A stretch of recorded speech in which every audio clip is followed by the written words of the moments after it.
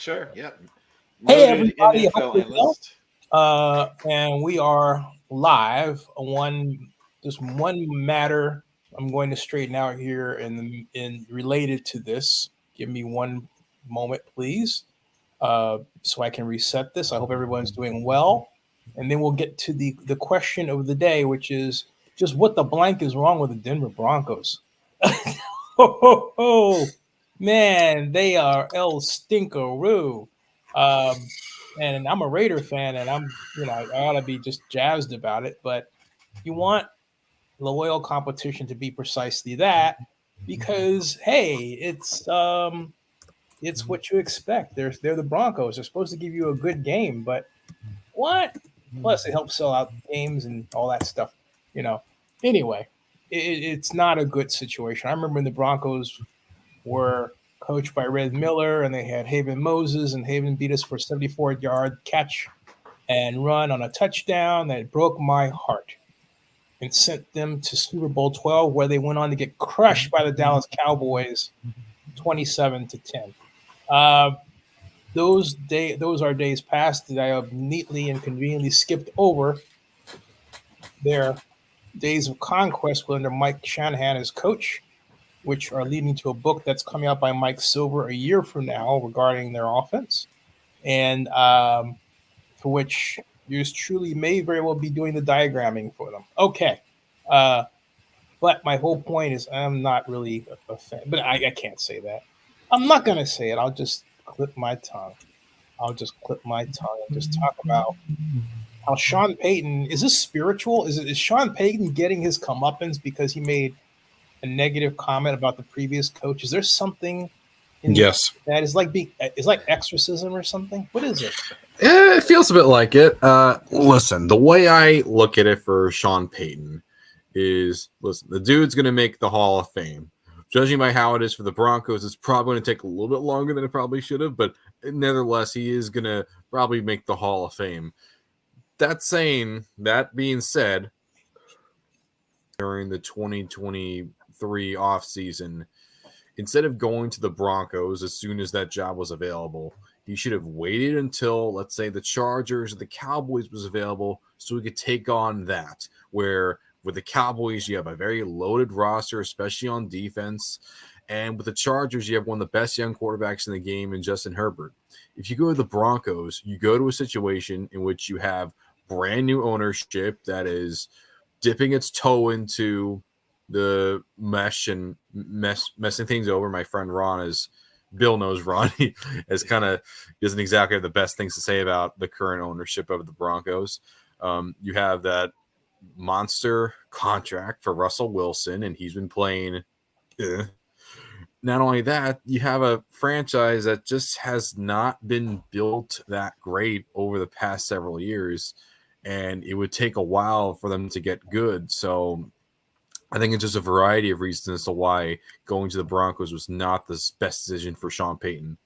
I would say in a way, yeah, he is getting his comeuppance. If it wasn't for that comeback win against the Bears, this team would still be winless along with the Panthers.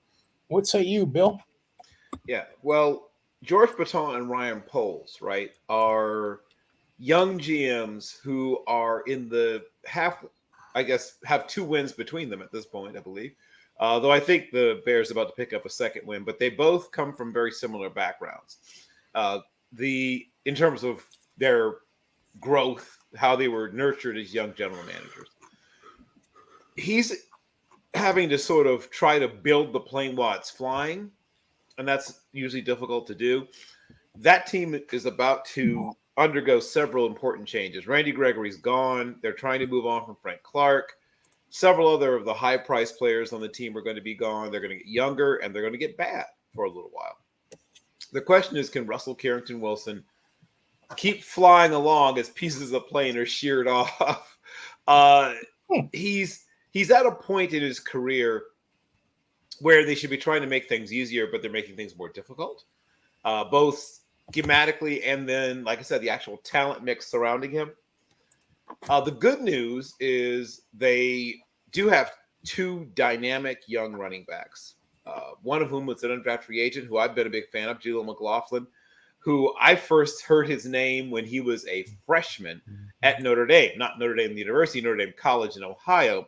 I was interviewing a teammate of his and said, who's the best player on your team that nobody else knows about so far? Like, nobody in the mass world or whatever. He said, freshman running back named Jaleel McLaughlin. I started checking that young man out at this point, and then after the next season in DC, he then transfers up to Youngstown State. The COVID-19 year intervenes, and then he has 2 amazing years, blowing the record book. He does, destroying the record book at Youngstown State, where they've had a lot of good football players over the years. He owns the record book at 2 different schools. He holds all the career rushing records at Notre Dame College, which is a D2 school, and then he also has all the rushing records at Youngstown State, which is what he's called 1AA and now is FCS. And then you add that to Javonte Williams. So they've got that, and they've got some good young wide receivers who are, obviously being underutilized. But I like Cortland Sutton a great deal. Jerry Jeudy has talent. Marvin Mims so they have 3 really interesting young wide receivers. They have 2 really good young running backs. Their offensive line is kind of a mess. For those that didn't already know that, that's not really hard-hitting analysis, I guess, but the offensive line is kind of a mess. They're moving on, as I said, from some of their more expensive and better-known defensive pieces. So they're about to get much younger on defense. They're going to address, I assume, they're going to address both offensive and defensive lines in the upcoming draft. The other good piece of news is, of course, PS2, as they call him, Patrick Surtain II, who is a terrific young corner. And then that's it for the good news. All the news after that is bad, Zinni. They need to rework almost every other part of the team I didn't already mention. Greg Dulcich, I think they just got back off of IR, so they have an interesting young wide receiver. His only real knock on him, he's not a terribly effective blocker at this point, but he's a young player, so he could get better at that. But the rest of the news is bad. They don't have that pass rusher that demands a double team, at least not at this moment on the team. Their best pressure player is actually Zach Allen, a defensive tackle they signed as a unrestricted free agent when Arizona chose not to re-sign him, and he's that shouldn't be your best pressure player. I mean, no offense to Zach Allen, who is a solid football player, but he's the kind of guy that should be a complementary piece on your defense, not the person who's generating the most pressure on the passer. That's a distressing situation. And like I said, for a team that really wants to win on play action shots after establishing the run, they aren't effective enough on play action for that to even be something to hang your hat on. There's nothing to hang your hat on. Their hat is being hung on air at this point, on both offense and defense. And that's not a good place to hang your hat. Air is not the thing you want to be hanging your hat on, Zinni. How much of it is scheme? Because when I watch the Broncos, I see offensively a team that is trying to ask its quarterback to force a pass to a particular receiver rather than have a play that creates the open receiver. In other words, I'll give you an example right from tonight's game for the Chiefs next door. They had thrown to Moore on a third down he was actually in the wing and on the weak side, and he went up 3 yards, turned toward the sideline, flex position, which a flex is where you're close to closer to the offensive tackle, and then caught the pass and went upfield. And so the reason why he got the first down was because the cornerback was a good 8 yards off of him. And that doesn't happen without film study and time preparation, so that Patrick Mahomes he's not trying to throw it into a tight window. There is no tight window. Receiver's open. I could hit the receiver. You could hit the receiver. Vinny could hit the receiver. And that's the game now today because of the super athleticism of many of the players. And yet, who's humming, by the way?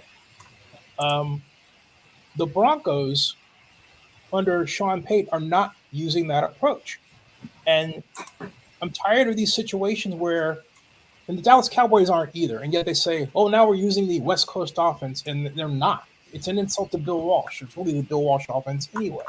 But the offense has to evolve from, okay, I need you to fit into a tight window, because even if the quarterback throws to that window, the defender is very skilled at getting his hands in and making sure that catch doesn't happen. And a lot of the times where there should be a pass interference call and would be just a few years ago, you don't get those calls anymore. I don't know if anyone's noticed that. They don't call those with the ready knee jerk response that we're used to seeing anymore, which I don't know why. Perhaps one of you can shed some light on that. But I'm really certain that Sean Payton has not improved his game to reach the levels of the new athlete. I would say that if anything, I won't say the game has passed him by. That would be an exaggeration. But he's not kept up with some of the things that have changed since he left. And some of that is to be expected. And while he certainly continued to watch game film while he was, working in television, you're not staying up till 3:00 in the morning to do it. I mean, it's just different. But Bill, he's only out for a year. I mean, golly, it's not like 100 years passed by in 1 year. He's only out for a year. 1 month, a lot can happen in a month. Like, here's the thing about football. There's so much volume of new stuff that is thrown at you in this game. Mm-hmm. No offense to basketball players, and baseball doesn't really have plays for the most part. I mean, they have hit and run, button run, run and hit, run and bunt, whatever. But most of what happens on a baseball diamond is really determined by the individual talent of the players, with the occasional tweaks that are thrown in there by the manager. But right, even in basketball, everybody knows everybody's offense. Everybody knows everybody's defense. You're not surprising anybody. In football, there's still things that you can innovate that someone says, "Oh, I've never seen that before." Right? You can see, you can truly surprise somebody in football. Mm-hmm. And yes, it was only one chronological year away, but in that one chronological year, the game has continued to change.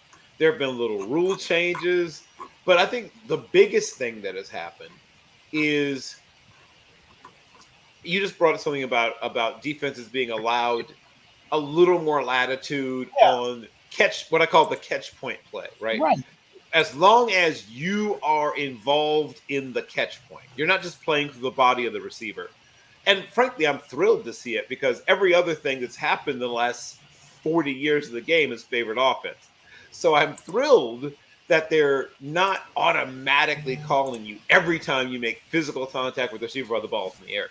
They're realizing that not every time you touch a receiver, it's interference. Not every time you touch a receiver is it, as long as it's, within 5 yards is illegal contact. But beyond the 5-yard mark, outside the 5-yard mark, you're allowed to still, rubbing is racing, right? As they say, as long as you aren't impeding the process of the receiver, as long as you're not turning their body, as long as you are not grabbing their jersey or grabbing some body part, as long as you're not slowing them down, I'm thrilled they're not blowing a flag and throwing the whistle every time contact is made.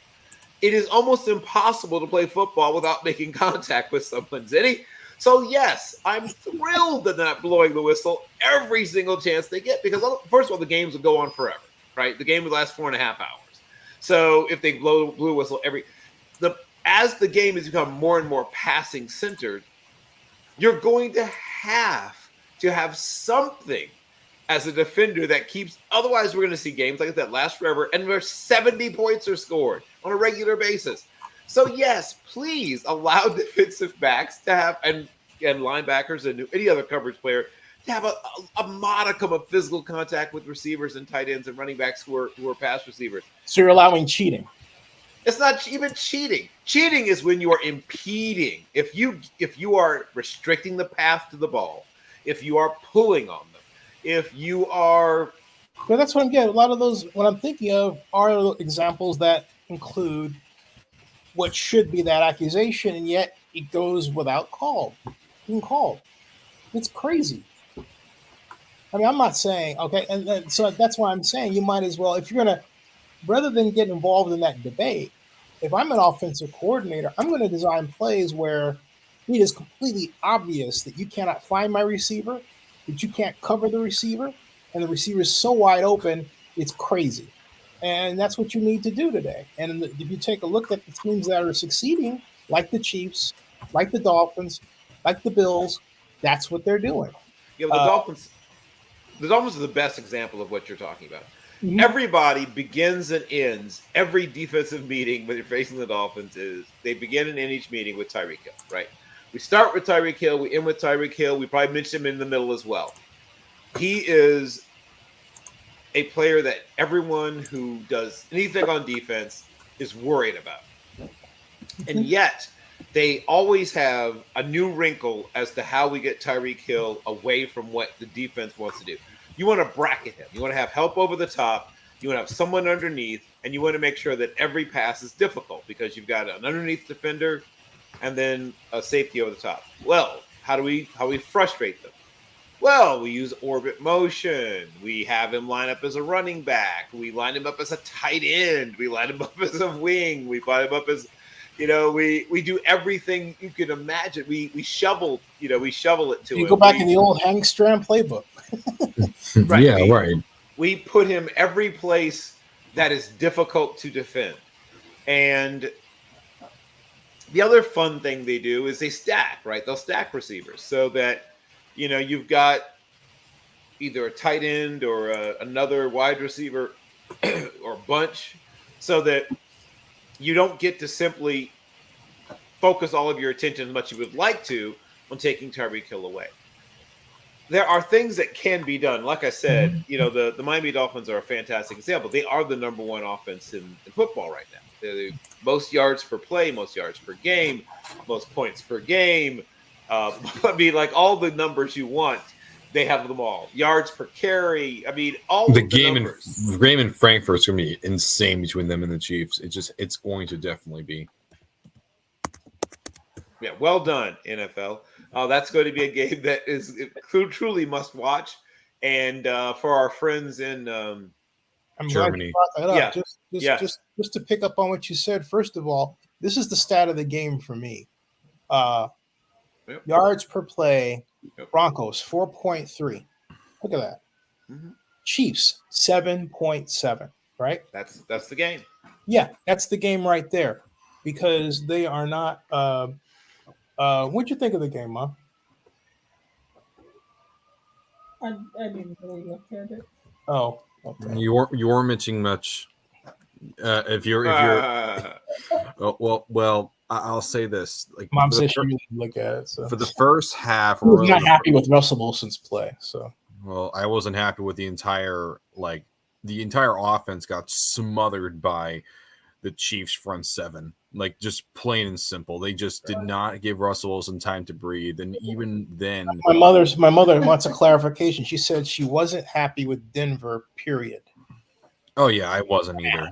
Like, if it wasn't, this should be a shutout game. The reason why it wasn't was because the Chiefs allowed a garbage time touchdown. So if you really think about it, this was just an awful performance by the Chiefs. Not the Chiefs, by the Broncos offense. Defense can give a little bit of slack, but just the offense of the Broncos with Sean Payton as the offensive guru himself can't really muster up a single point. I understand it's Thursday night. I understand it's against a team that is as high power as the Chiefs, but at the same time, this is a team that has beat you 15 times in a row. You think at some point in time, the Broncos would come around and finally get that monkey off their back. But I guess tonight just wasn't the night. Again, for the 16th time in a row, they've lost to the Kansas City Chiefs. this is why this is Oh, it's awful. And we got to get Mr. Carroll some Mucinex for that cough. Oh, man. Bill, you don't die on us, all right? Please, seriously. Get some coffee. Yeah, well, the monkey on their back is Cornelius. I think is the name of. He's leading an uprising, right? He's taught them how to use tools and the internet. Are we good? Is this a Planet of the Apes reference here? That was a Planet of the Apes reference. Of course it was. a feeling it was. But they have a real problem. Like it's a legitimate, genuine problem. The gap between them and the Chiefs is a very significant one. And you pointed out the yards per play. Mm-hmm.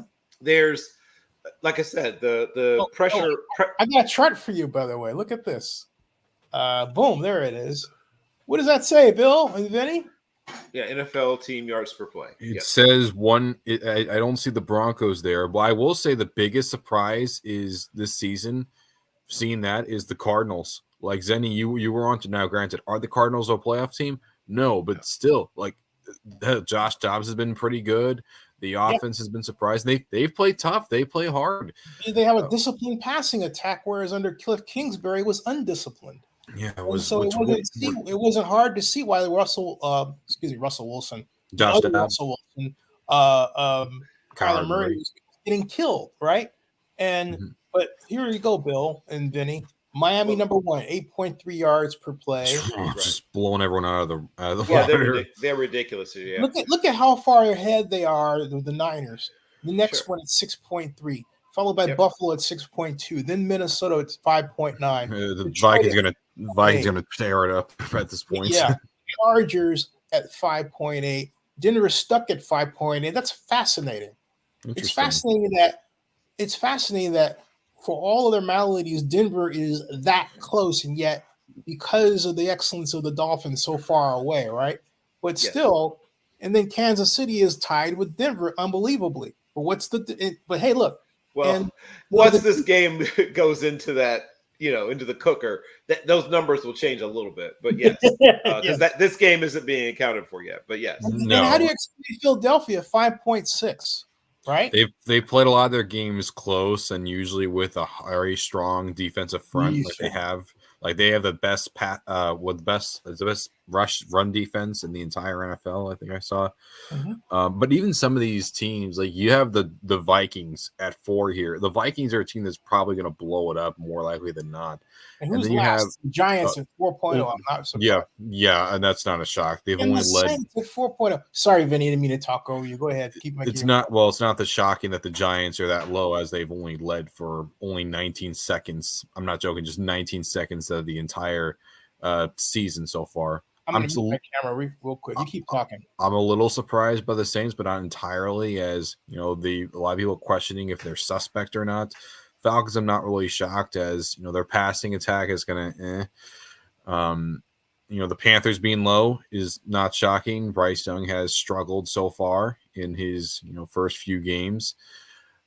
The Broncos, with Sean Payton's influence, the offense has definitely improved, but it hasn't improved enough. And the defense wall was extremely good last year. Like, don't forget, the defense was so good that if they scored 18 or more points, they would have been like 10-7 at least.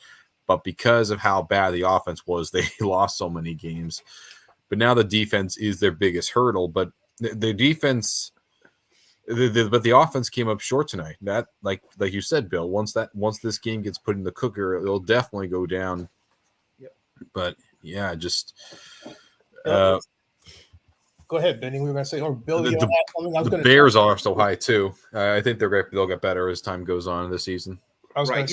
You could see, you just mentioned the Bears. You can see that the Bears are starting to find it, starting to figure it out, while the opposite seems to be happening to some extent with the Denver Broncos. So the Denver Broncos are a running team at this point, right? I mean, that's whether they intended that's clearly where they are. The things they do best right now are all built into around their run game. And frankly, though they would like, especially with Russell Carrington Wilson being at this point in his life and in his career, they like to run him less, but so much of the few really good big plays they've had have come off of plays where he's on the move, either intentionally or as a reaction to something the defense is doing. I say build on that, and whether you intended it originally or not, get him on the move more. Sometimes actual schemed up runs like quarterback draws or things like that, but getting him on the move also gives you an opportunity to get away from your not exactly stellar offensive line, and also for younger receivers simplifies what they do also. So you're taking away part of the reading process, which can be a good thing or a bad thing.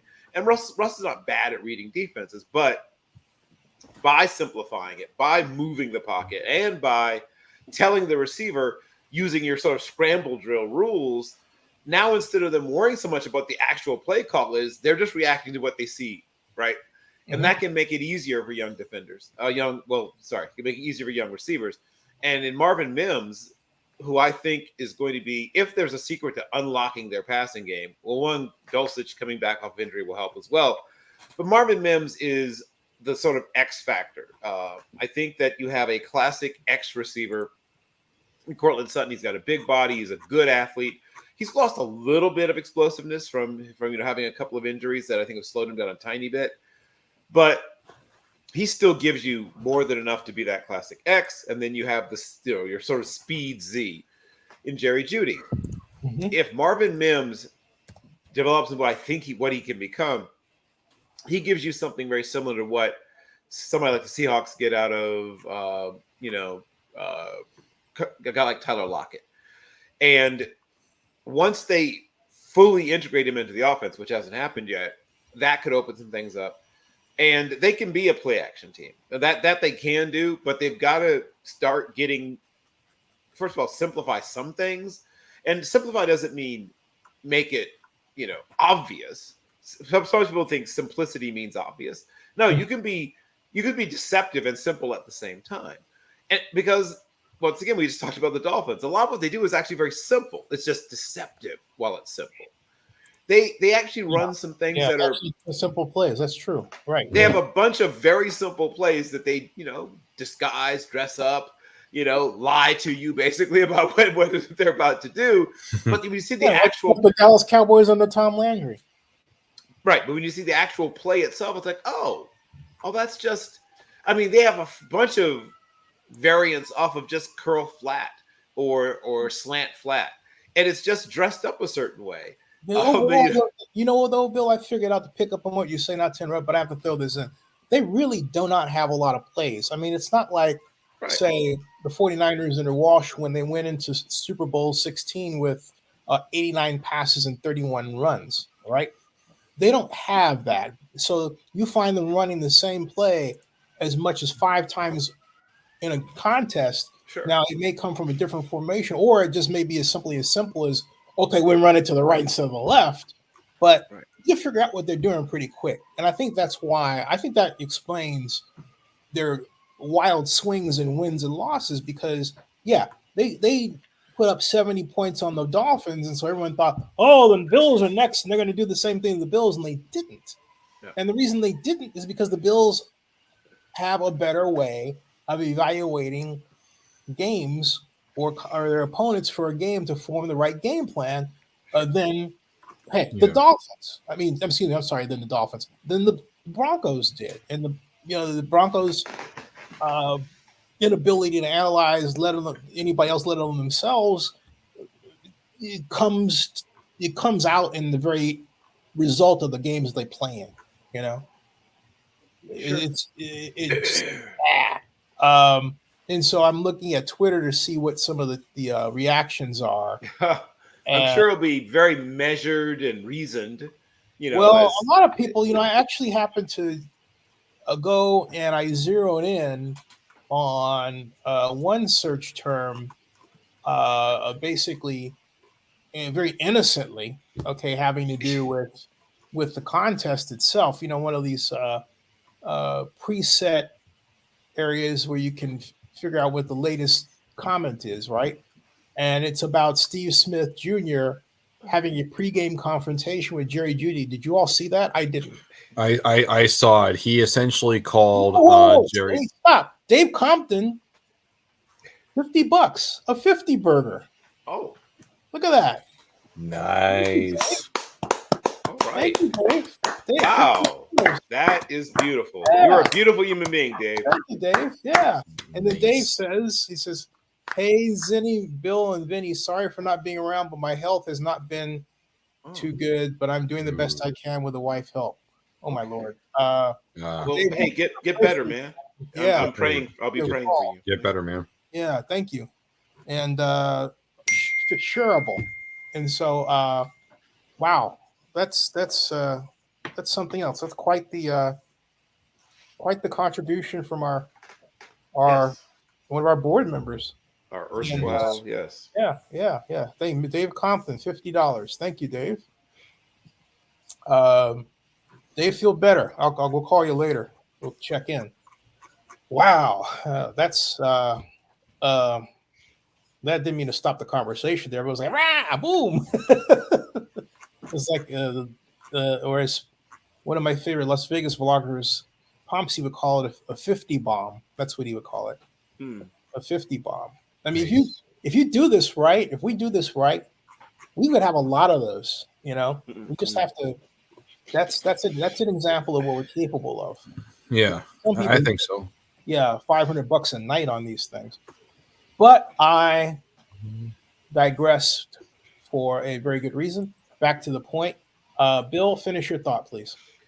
Well, I'm going to dig backwards a little. So I'm going to try to say some of the things I liked, because we saw a lot of things we disliked. First of all, I'm glad that they didn't just look at Jaleel McLaughlin and say, you know, this guy is an undrafted free agent. We're going to keep him on our practice squad, or we're going to, you know, have him run down on punts and kickoffs and return the occasional punt and things like that. They recognize his talent. And as I think may have been mentioned, he is the number one running back in terms of total yardage in the history of Division I as a whole. And I think across all levels of football, Division III, NIA, FCS, and FBS, he's either number one or in the top couple of, you know, top 3 or 4 in the history of football in college, at the college level. And so, to their credit, they recognize that he's not just a minor piece of their team, which a lot of times people don't see in undrafted free agent running backs. That's a good thing. They did a good job there. I mentioned something about their young wide receivers. I think that they don't always use them, as you mentioned, as well as they could or as well as they should, but they do have good talent there. If your offensive line is what their offensive line is, running the ball is a good way to minimize their weaknesses and emphasize their strength. But now, moving forward, things that you should do and can do, I would take what we said before about moving your pocket, using things like shovel option, right? While Russell Carrington Wilson isn't quite the close to elite level athlete at the quarterback position he was early in his career, he's still an above average athlete position. He can still avoid sacks at a reasonably high level, but you don't want him doing that. I want him to be using his mobility not just to dodge guys who are flying at him in the pocket. I want to use his mobility to pick up some positive yards as a runner, but also to extend plays, create plays even. And like I said, your scramble drills. But instead of them happening haphazardly, I want to script them in essence. I want to create what happens sort of organically when a play breaks down. I want to break the play down myself and have it planned, have it practiced and planned that we're going to have this play that feels like a scramble drill. Mm-hmm. And we know our rules in the scramble drill, but also you know what most defenses' rules are in scramble drills. We know who plasters against whom. We know who is just going to be your deep dropper.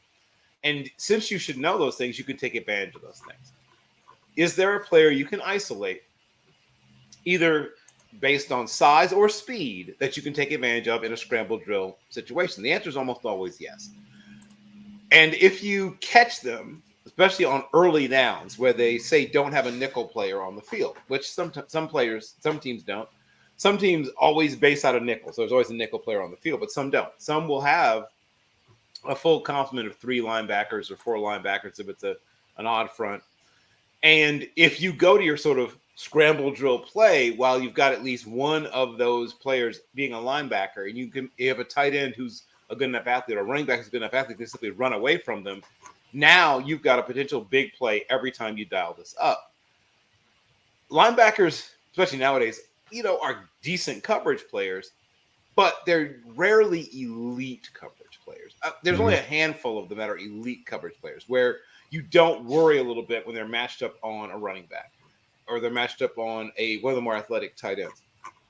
And you're going to get some shot plays off of it, even if it isn't a shot in terms of the player being 40 yards down the field when you throw the ball. If the person catches the ball 17 yards down the field and runs away from someone for another 30, 40 yards, that's the same amount of yards as if they caught the ball at 45 or 50 yards. It doesn't matter how you get the yardage or, when they catch the ball, as long as you're getting all that yardage. Air yards are fun to talk about, but you don't get points just because you have a lot of air yards. You can catch the ball 7, 12, whatever yards down the field, as long as you're in space and already running full speed, you should be able to turn that into a big play. So I would want to get a lot of these players in motion, moving in. If it's against zone, you want them stretching the zone out, right? Because eventually zone becomes man if you stretch it enough, right? You're not literally just covering a part of the field. You are covering the person who's in that part of the field. And if you make them cover a wider part of the field by expanding it, right, by stretching it, you're going to get some openings. And then against man, you just always run through, right? You're always running through against man coverage. You're always pushing that player, sometimes a little bit physically. Shout out to, Michael Irvin. But if you're not physically pushing that player, you're pushing them by, as they say, stepping on their toes. You're running at them fast enough that you're hoping to get them to literally turn and run. And then once they do that, that should be a signal to the receiver to throttle down and to the quarterback to hit that player. So you're forcing the defense to react to you, and now you're taking advantage of the defense's reaction. I think they should be more aggressive in doing some of these things because they have enough speed, right? That's the one thing I will say for this Denver team on offense. They have problems, but the speed isn't one of them. Their running backs are above average in terms of speed, and their wide receivers, particularly Jerry Jeudy, is extremely fast. Mims is above average, and Cortland Sutton's above average in terms of just pure time, pure speed as a player running against another player. You're going to get some opportunities if they do that. I think that's something they should explore doing. Uh-oh. I don't know if you're muted, Zenny, or if you're just under your cone of silence. Yeah, I muted myself. All right. He muted himself. Joe Lombardi's the offensive coordinator. Time for a change? Early? He's not doing a great job. I agree he's not doing a Was great he the job, but offensive coordinator with the Rams? Why is he doing a great job? I'm not seeing it. well, I mean, he and Sean Payton were together in New Orleans. He was the quarterback coach under him in New Orleans when they were working together with Drew Brees. So he, to some extent, he's an extension of Sean Payton. So I think that's. But he hasn't. But that underscores my point. He has not learned how to adjust his approach for the modern super athlete.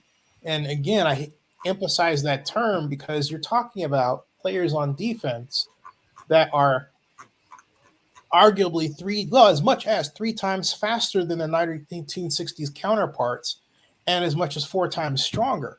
So, I mean, that's tremendous. You have guys on the defensive line who could bench press, 700 pounds. You used to see that only on the offensive line. Not anymore. And they're crazy, crazy athletes. And you can't come in my opinion, with the same scheme you ran from a time when the players were weaker and therefore not as fast, and yet your spacing and your receiver depth versus the quarterback drops and even your style of blocking says nothing about the change in these super defenders from a physical standpoint, where you're now saying, okay, we've got to make absolutely certain that they don't get close to our pass catchers and our ball carriers. You have to make sure everybody's out in space whenever we have to. And I don't see that thinking in the Broncos offense. I certainly see it with the Chiefs. Thoughts? I think that Oh, and also, I apologize because I asked Vinny, and Vinny was going to chime in regarding the whole Steve Smith issue. So after you finish, Bill, I'd like Vinny to talk about that Steve Smith issue. Okay, essentially what's going to happen with Well, Steve Smith. Vinny, let Bill make his point because then I'll be in double trouble.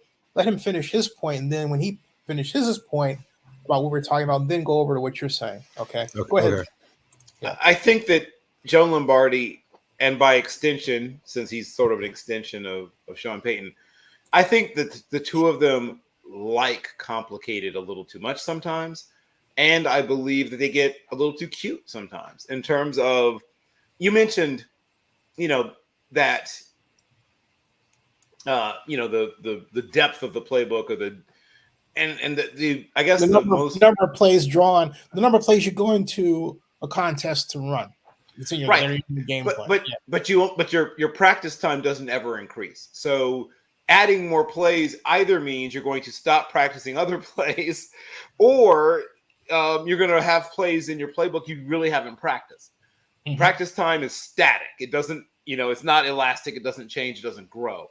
So if you get to the point, and I think the most ridiculous thing I remember was towards the end of his time in Tampa Bay, I think John Gruden had 220 different plays, which is ludicrous. Because you'll never get to most of those plays. Less than half of those plays will ever even be practiced any. So more isn't always better when it comes to developing a scheme, developing a game plan. And sometimes less is more, as the sort of cliched statement is, in that, the old Bruce Lee statement, I don't fear a man who knows 10,000 kicks.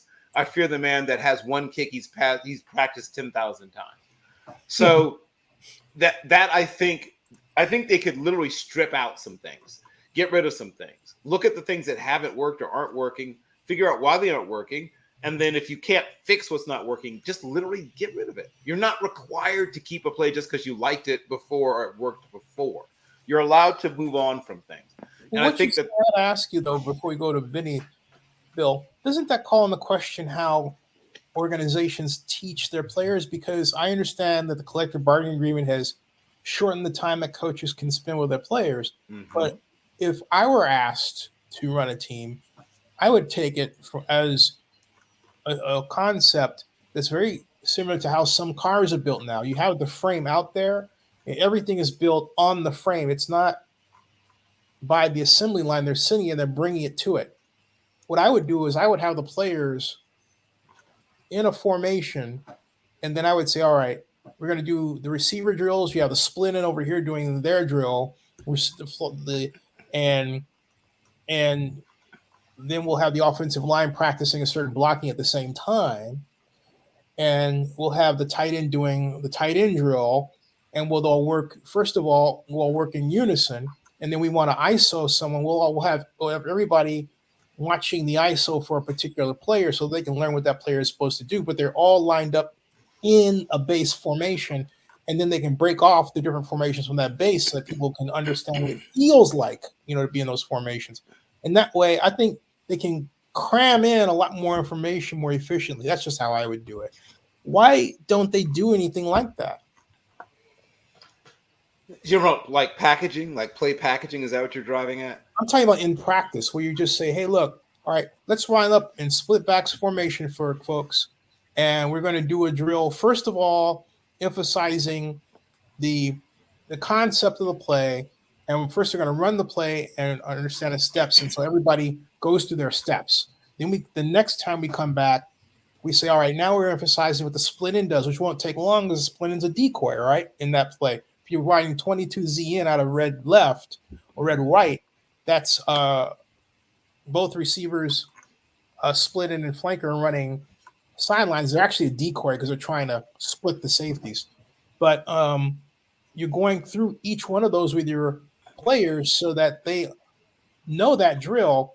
And if you think about it, you're going through that, you can actually go through that with both receivers at the same time, with the quarterback going to the one and then the other.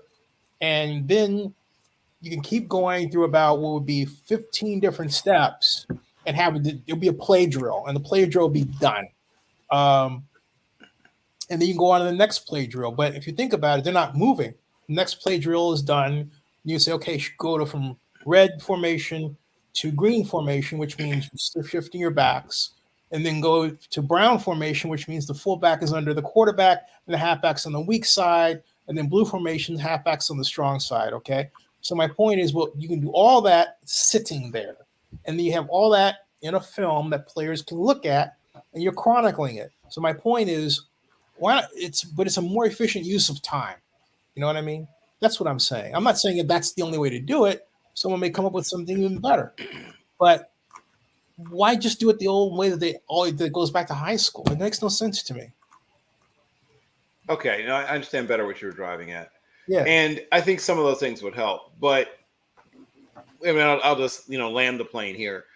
The Saints offense was notoriously complex, and Lombardi and like I said, by extension, head coach Sean Payton liked or leaned into, or whatever term we're going to use, that complexity, and it was something I think they almost felt a sort of odd sense of. Bill Carroll landing the plane. He's landed. Yeah, I'm landing it. I think they felt an odd sense of security in all that complexity, but it has not held them in good stead. It's not helped them here, and I think that it is not going to help them. I think they need to strip away some of what they're doing, quite frankly. And hey, a little extra from Mr. Compton, $70. Oh my! Wow! Wow! Thank you, Dave. Thank you so Thanks, much. Dave. And like I said, you are in my thoughts and in my prayers, and I hope that you're restored to full health very soon, my friend. Yeah. I salute you, Dave. Absolutely. I salute you. Thank you. Yes, absolutely. Woohoo, Mr. Compton. Thank you. You're blessing us. Wow. Quite blessing us. Outstanding. Outstanding.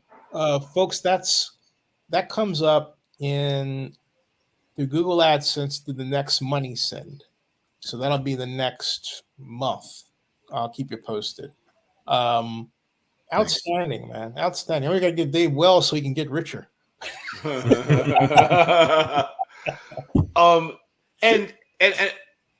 I think it's interesting to note that one of the most effective things that the Chiefs have in their offense isn't even a real play, right?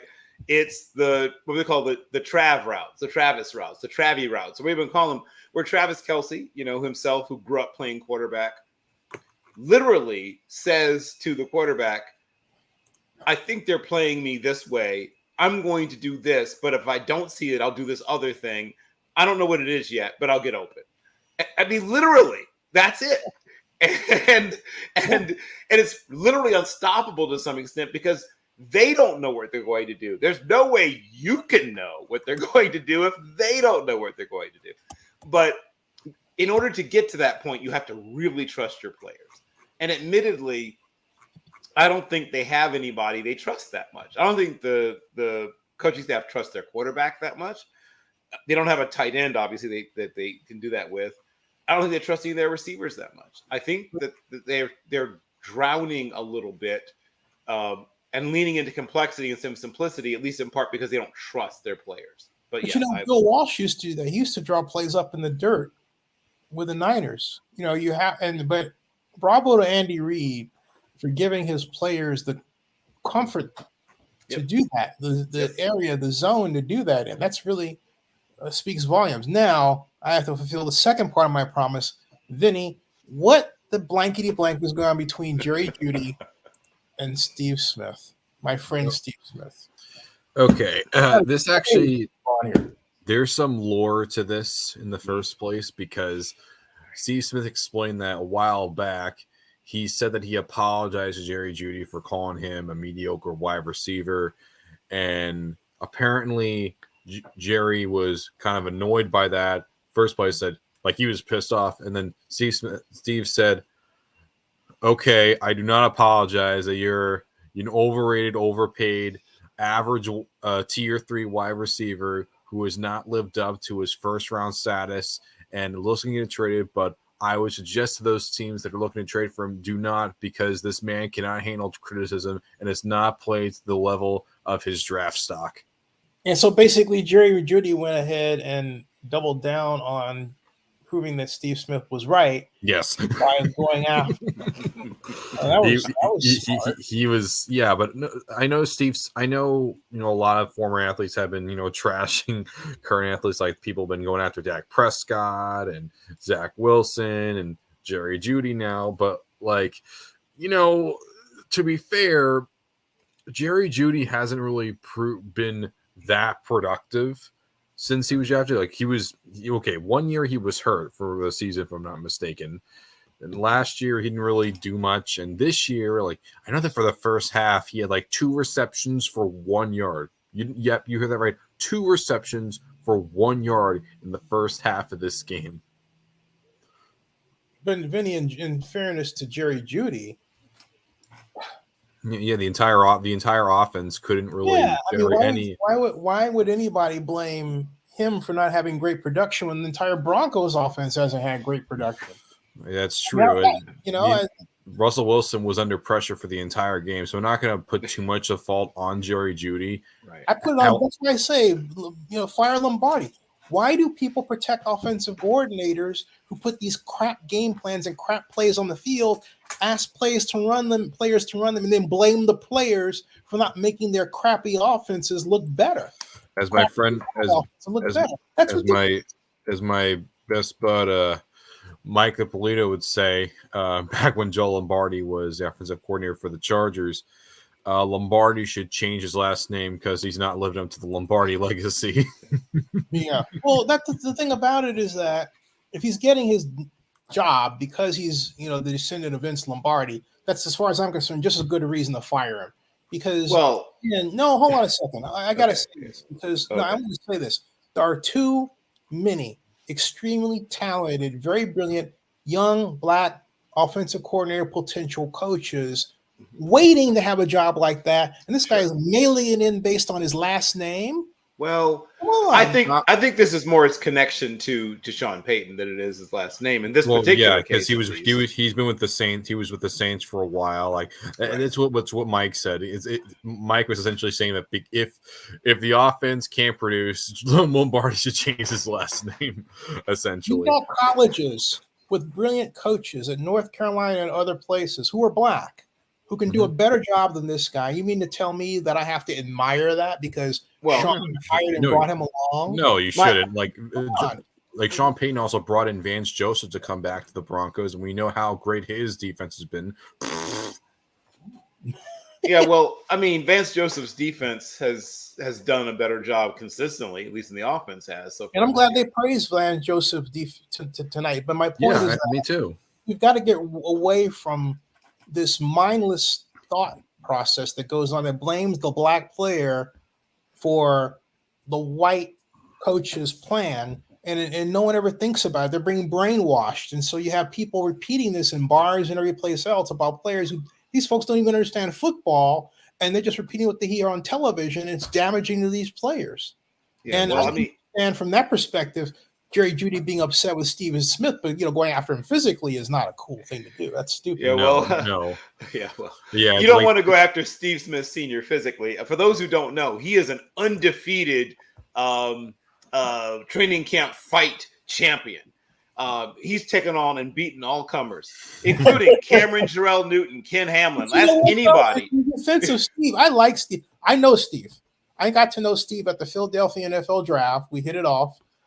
Because I asked him a question because my mom's a big fan of Steve Smith, and he said on camera, "Oh, I love your mom. Thank you very much." And then he came up to me at the Atlanta Super Bowl party. I was thrown by Mike Silver and company, and asked me how I was doing and everything else. And he's just a nice guy. Okay, yeah. I love Steve Smith. Like, I love him. Love him as a player.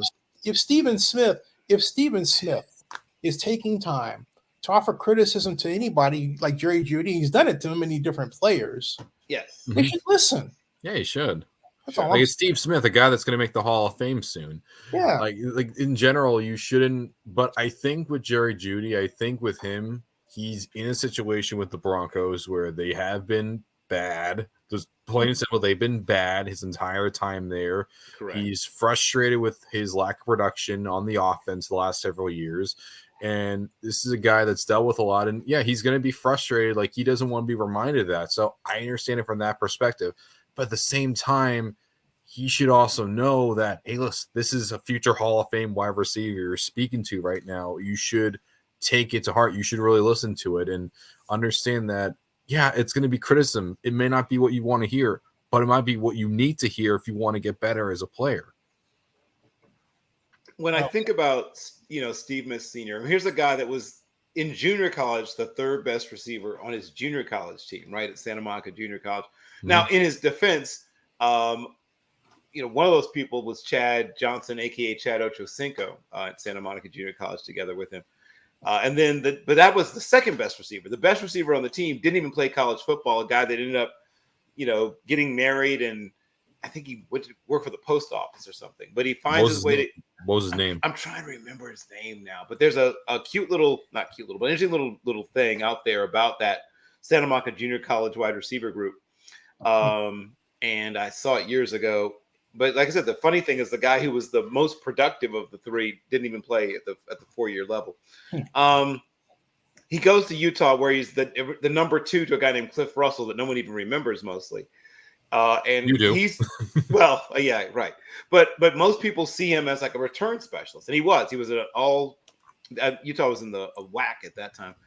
He's an all-conference returner, kickoff and punt returner. And he's playing receiver, and he's a good receiver, but he's not seen as the best receiver on that team either. So he's always had a big old chip on his shoulder, and I like him too. But he's a combative, pugnacious person, nice, but also a guy that goes at people. And like I said, ask anybody about stepping to Steve Smith Sr. He's handed out a lot of beatdowns in his training camp career as a football player. He's undefeated. No one's ever managed to emerge victorious. Despite the fact he's not the biggest cat in the world, he's beat up a lot of dudes. He's about 4'9". Yeah, he's not the biggest guy in the world, but he packs a punch, as they say. He's a scrappy tough guy, and it's helped him to get to where he is, quite frankly. But Jerry Jeudy is frustrated for all the things we talked about it, but also even within the offense, he's never been the guy. Some people expected at some point he would be the primary receiver in their offense, and he's never come very close to it. And now you have the guy who might be threatening him even for the deep threat kind of status in Marvin Mims from Oklahoma. And I got to ask you, did something psychologically happen to Jerry Jeudy a few years ago? Because he got in a little trouble. And I remember feeling for his agent, Lee Steinberg, and, Lee does what Lee does best. He got him out of it, made it quiet. Right. But does that have something to do with it? I mean, he's also had missed time because of a fairly serious physical injury. There could be a variety of things that go into it. I think it's a combination of things, but he's just 24 years old. Like let's also keep that in perspective. His career is still really just begun in so many ways. Yeah, but Mark Zuckerberg was CEO of Facebook at 23, so it's Yeah, well, guess what? You can be CEO of Facebook until you're 73 if you want to. Right. But as a football player, your time is now. But my point is that still he's at he's still in the starting blocks to some extent of his career. Not a lot has happened to him.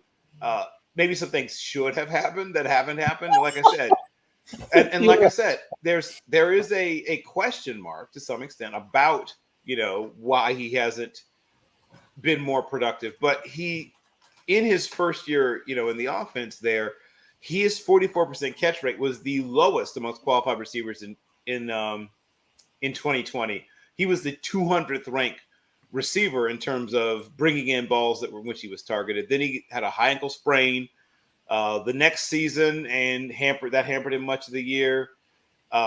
He got better to some extent in 2022, but still he was 67th.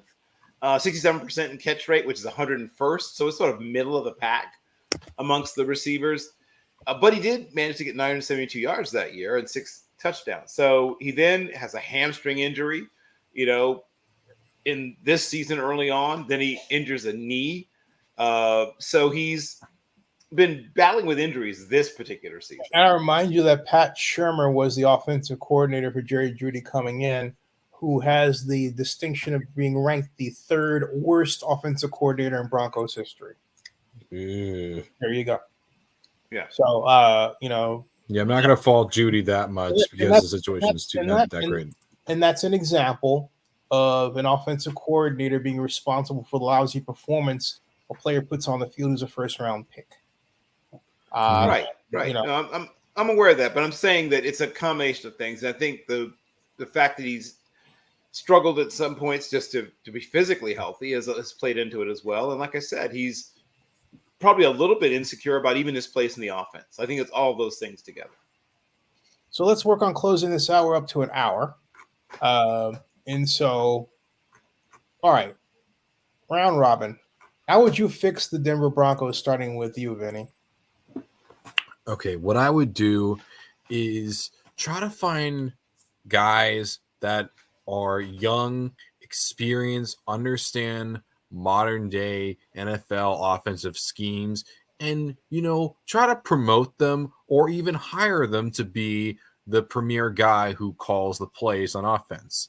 The next thing I would do for the Denver Broncos is find someone on defense that can actually stop a cold. That would really help. Also for the Broncos, what I would try to do first, most importantly, is find a way to restructure Russell Wilson's contract, because you're kind of stuck with him until 2025, 2026. So you're going to be there for a while. And if you need to trade him, I don't know who's going to want to trade for him, but if you're able to trade him away, try and do that. So that way it's going to alleviate a lot of cap space within an organization. Those would be the three things I would do for the Denver Broncos. What about you, Bill? I'll give you 3 words: Alphonza Pep Hamilton. So if you look at the success that he's had every place he's been working with young quarterbacks, working with Andrew Luck, working with Davis Mills, working with Justin Herbert, and even if you decide not to fire Joe Lombardi, you bring him in as a consultant or passing game coordinator and let him get hands-on with your quarterback and let Joe Lombardi do more of the top level, top down stuff, and then say, hands on the quarterback stuff, that's you, Pep. I think that gives them an opportunity to give, first of all, Russell someone to vent to, and that can be really helpful, because he knows he can't vent to his OC, who is essentially, like I said, an extension of his head coach, right? I don't think he feels like there's a trust bond between.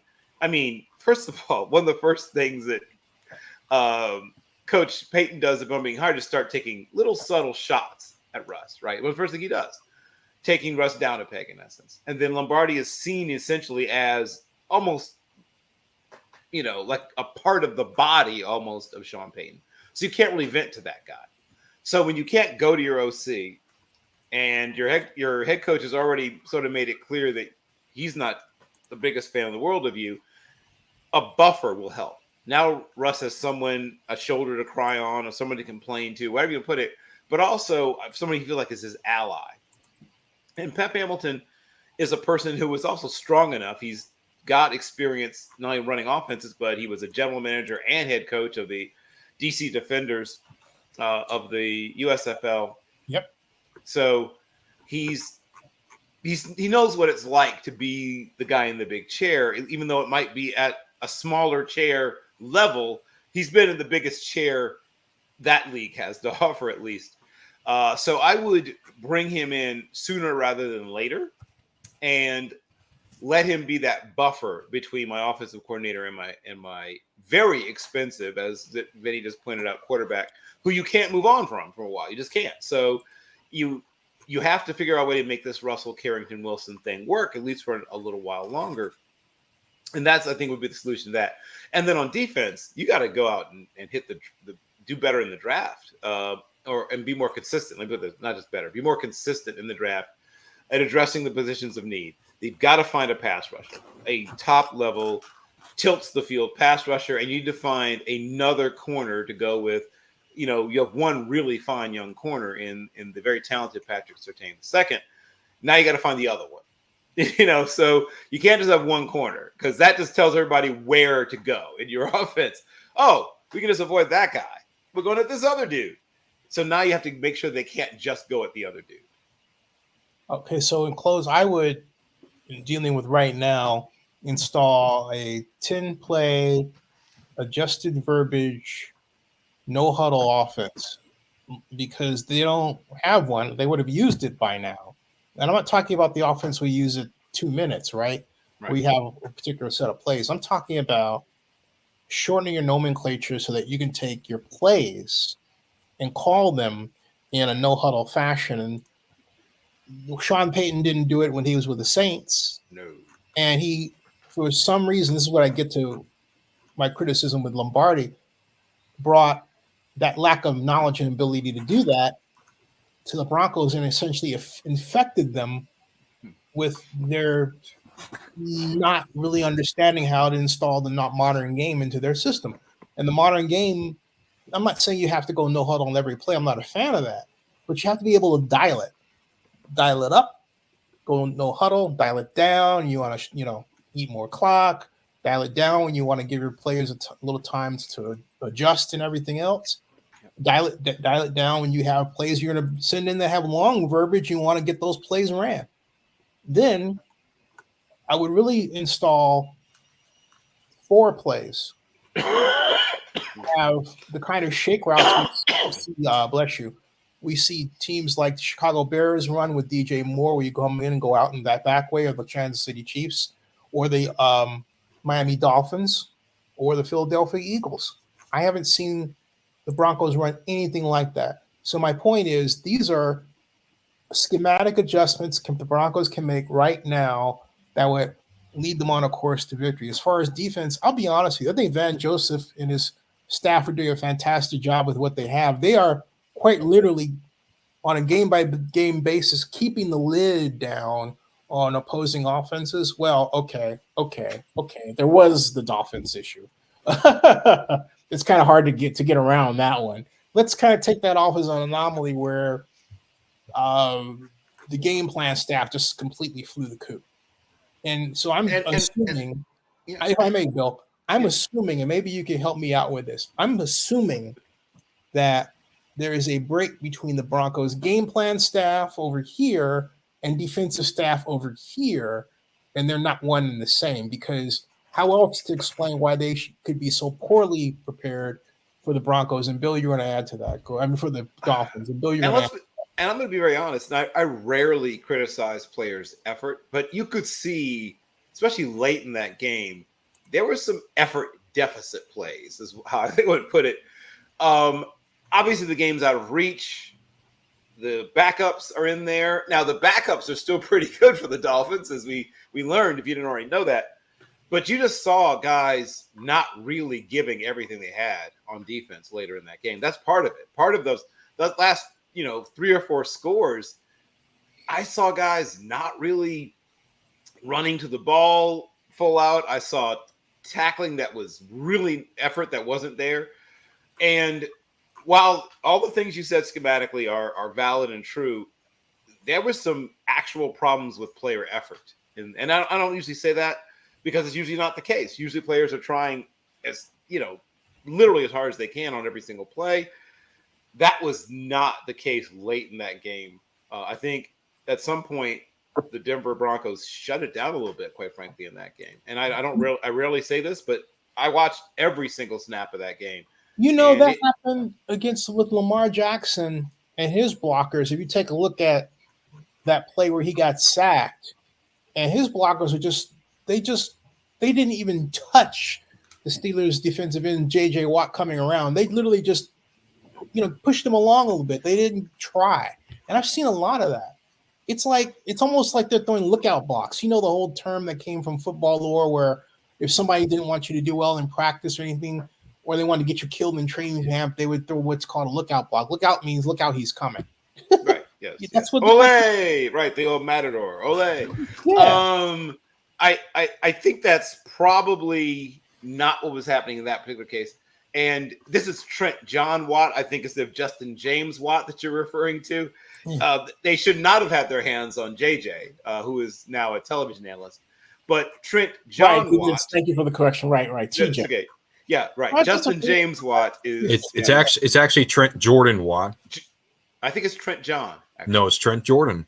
Is it Derek Watt's middle name is John. That's So the John. what are you Thank betting? you. What are you That's the betting? John. That's the John. That's the Bet, John. bet, bet, That's the John. That's the John. No, bet, you're right. bet, I knew there was one of the ones that had John as his middle initial. You're right. You're right. It's Derek. It's Derek John. Trent Jordan, Justin James. Right. But the issue that they had there, I believe, was actually that so I think someone simply had the wrong call on where they were turning. And sometimes you will literally just throw an arm at somebody thinking that you're passing that player off. And I believe that there was a miscommunication on that. No, he wasn't. It wasn't. I can show you the film. He wasn't doing that at all. It was really an awfully lazy block, and it was frightening in its laziness. To be candid, that this would even happen, and yet it happened. It really went down that way. Let me. I will show you to steal a phrase from Art Goldfinger in Goldfinger, the James Bond movie, where he says, "I will show you, I will show you, so I will show you." I can't get that accent quite down. I was trying to get that accent. Anyway, I've got the page now. Now it's slow to open because it knows I need it to open, and here it is. And hold on a second, and there is Razzo Finco Razzo, because that's the wrong section. Now this is the right section. Yeah. And we scroll down again, and more Razzo Finco, more Finco Razzo. Where is it? Where is it? Where is it? Where is it? Where is it? Where here? No. There it is. I just found it.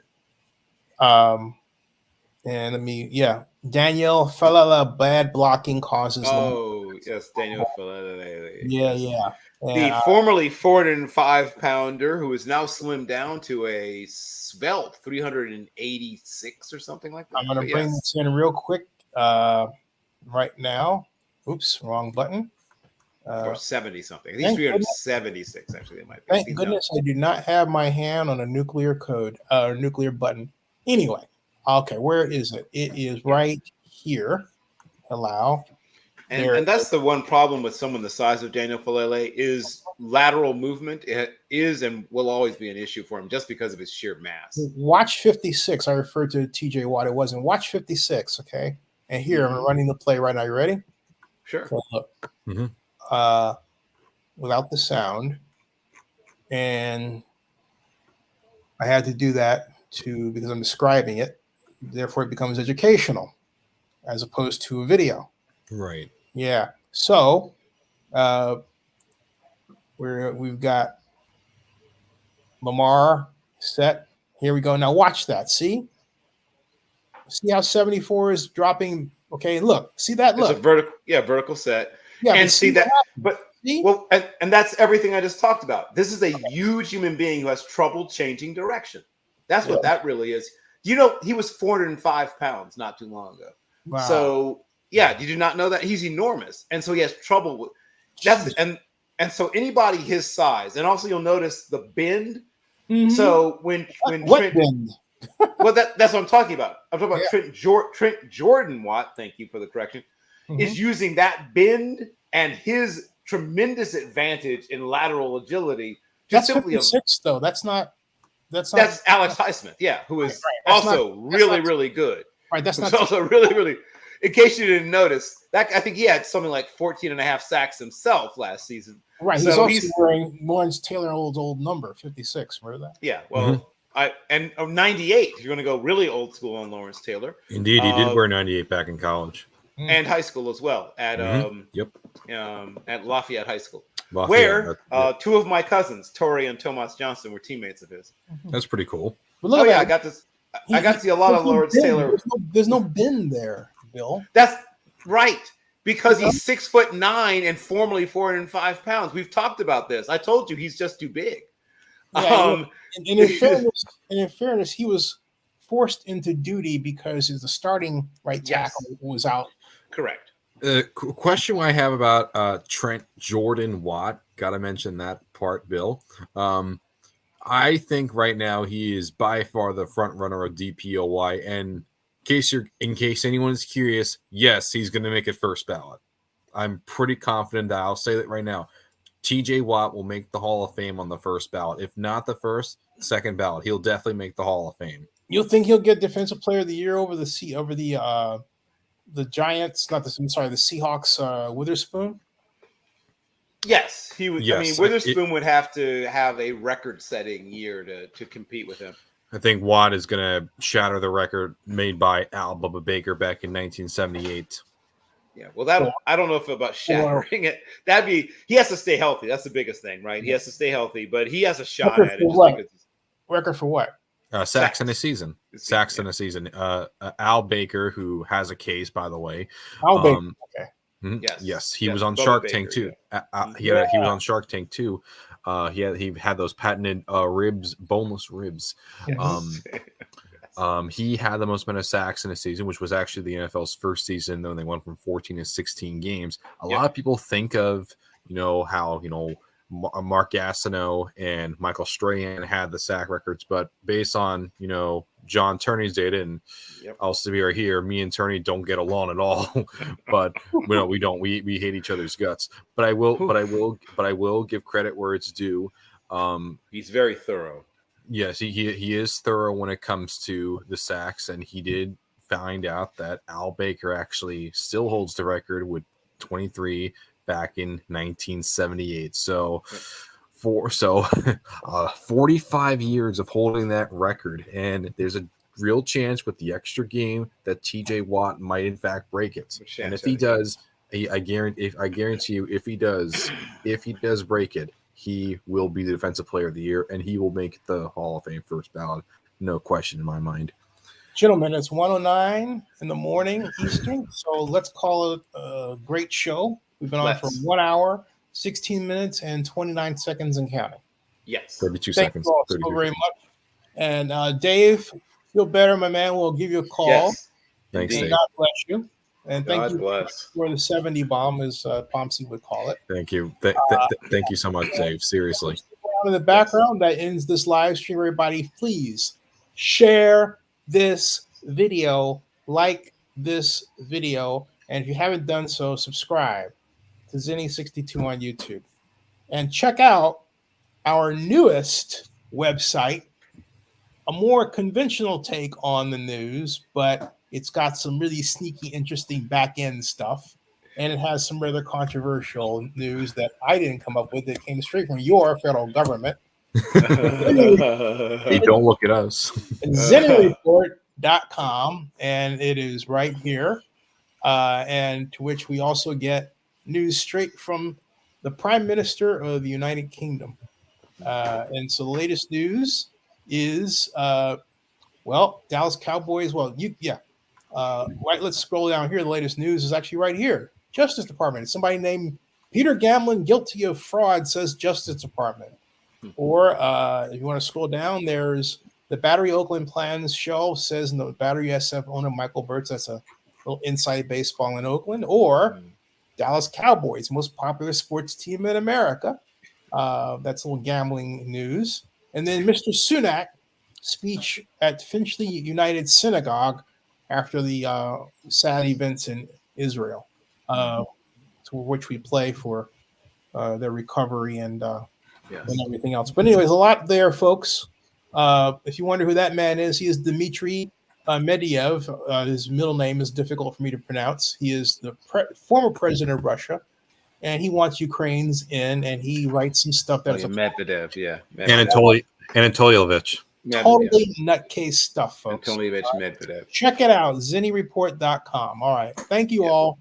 Shout out to Alfred London Bubba Baker, who does deserve much more Hall of Fame consideration, as I'm sure Vinny will co-sign. Oh, definitely. And I guarantee that Mr. Wonderful himself, Kevin O'Leary, would co-sign on that.